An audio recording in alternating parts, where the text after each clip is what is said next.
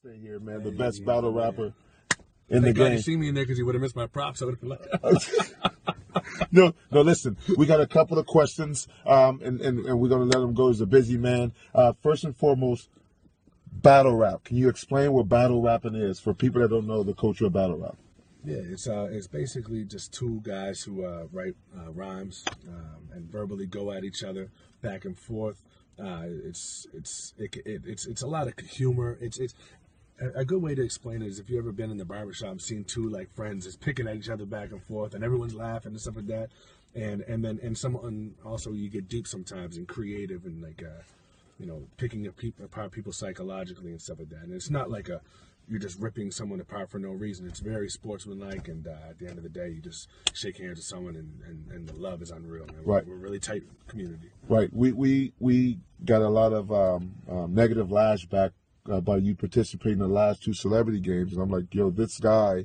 I know what battle rap is about, and I know what you stand for. But for those people that don't understand, it's a job. It's kind of like boxing. Right. You're punching someone in the boxing ring. Yeah. We don't want kids to punch one another, but that's a sport. That's a sport. Whatever. And so battle rapping is a sport. How do you feel about battle rap when people say, oh, he says this, he says that? Is it considered like you are considered a bully?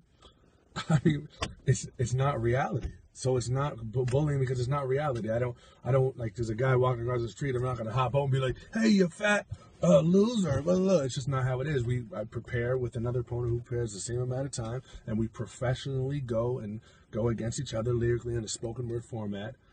At pay-per-view, it's huge. Just like you said, not boxing. Like boxing, boxer. If I was a professional boxer, I don't.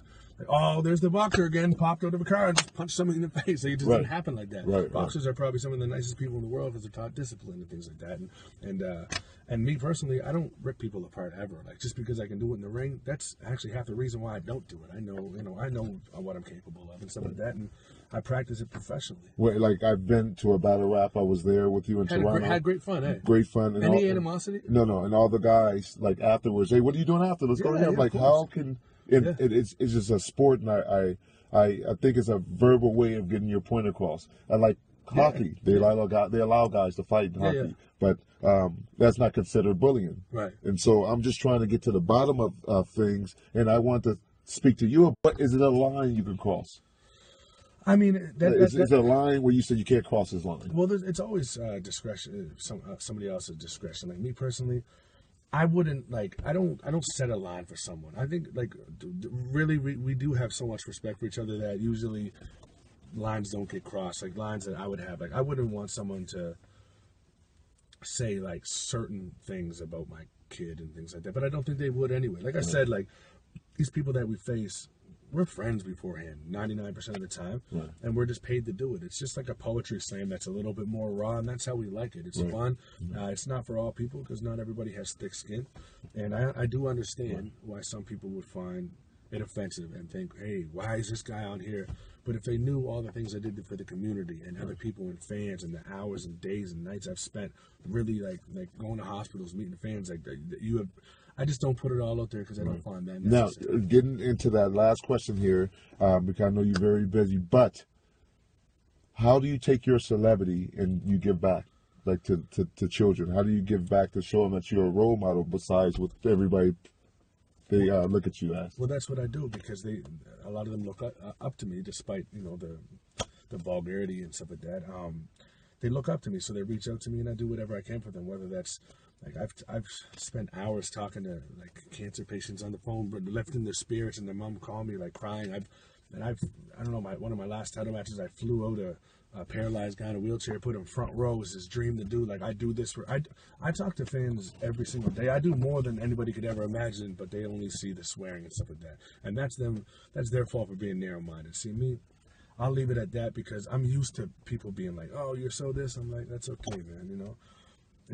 That's up to you. Not everybody is walking on thin ice, and I know I'm not. So. Well, listen, man.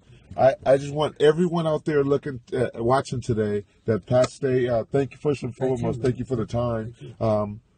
We shouldn't judge a book by its cover. A lot of people need to look into things before you start judging people, but it's not for us to judge. Right. But I know for sure what type of person you are, and I know that you support and you help in the community all the time. Yeah. Your work is your work. It's like a movie star. Yeah, would you boycott a movie star that played a bad role in a movie? He was a bully, right, or something like that. Would you say, I hate this guy now? No, of course, no. We would never do that, right? Because we know that that's entertainment. Right, and that's just what it is, people. So thank you for your time, man. This means a lot to me. Yeah. Much respect, for sure. Always, man.